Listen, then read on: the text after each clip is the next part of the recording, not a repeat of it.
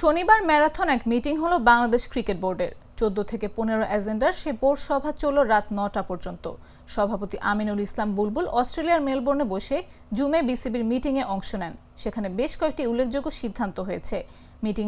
মিটিংয়ের পর press conference আসেন বিসিবির 3 পরিচালক নাজমুল আবেদিন ফাহিম, ইফতিখার রহমান মিঠু ও শফিকুল ইসলাম স্বপন। তারা শনিবারের বোর্ড সভায় নেওয়া বিভিন্ন সিদ্ধান্তের কথা জানালেন।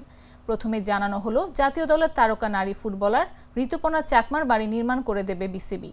তার বাড়ি নির্মাণে যত টাকা খরচ হবে সমুদয় খরচ বহন করবে বিসিবি। ঋতুপর্ণা এখন শুধু বাংলাদেশের ফুটবলই নয়, দক্ষিণ এশিয়ার অন্যতম সেরা তারকা। এই ঋতুপর্ণার গোলে 2024 সালে সাফ চ্যাম্পিয়ন হয় বাংলাদেশ। গত মাসে মিয়ানমারকে হারিয়ে বাংলাদেশ যে প্রথমবারের মতো এশিয়া কাপে খেলার যোগ্যতা অর্জন করেছে, তাতেও জোড়া গোল ঋতুপর্ণার।